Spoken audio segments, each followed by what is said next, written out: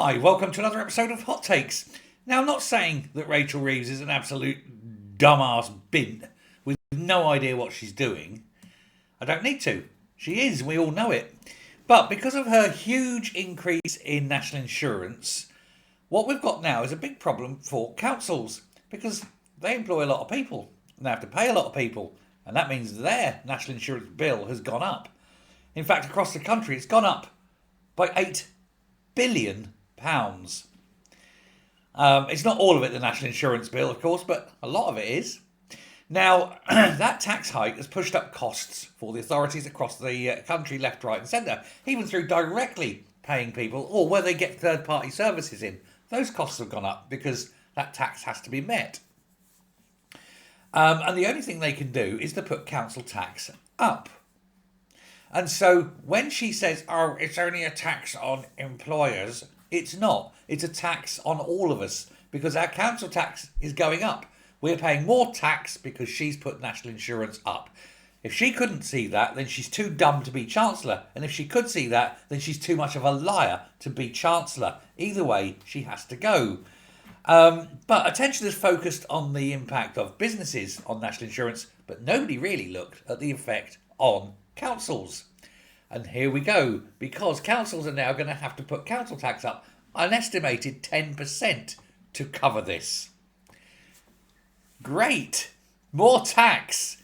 Yay! Because that's what we are here for, isn't it? To pay tax. Because the government keep wanking it away, giving it to Johnny Foreigner. 300 billion to Ukraine, 30 billion to Mauritius, 11 billion to some African farmers. They've put 42 million to the Lebanese police, even when we haven't got enough police in this country. It's a joke. Why is this country constantly having to do multi-billion pound handouts to third world shitholes that we owe nothing to? Please somebody tell me that.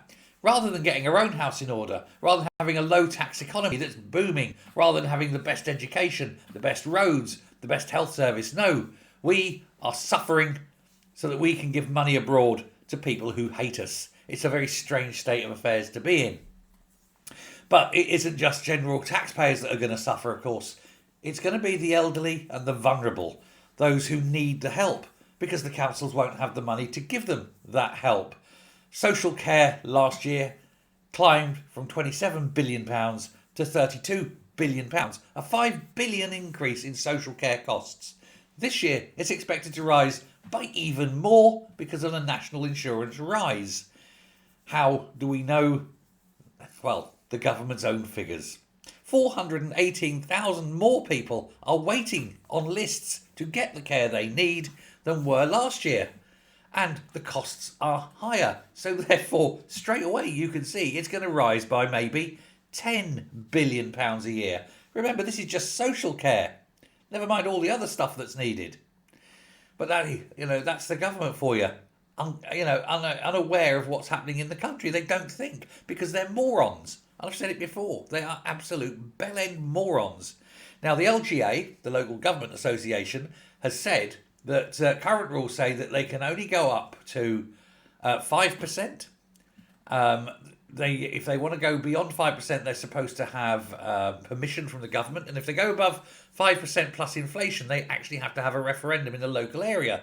They're all saying they need 10 to 12% rises, which means referendums everywhere. And you just know people are going to say no. And at that point, they can't put it up enough. So the question is, ladies and gentlemen, who's going to suffer?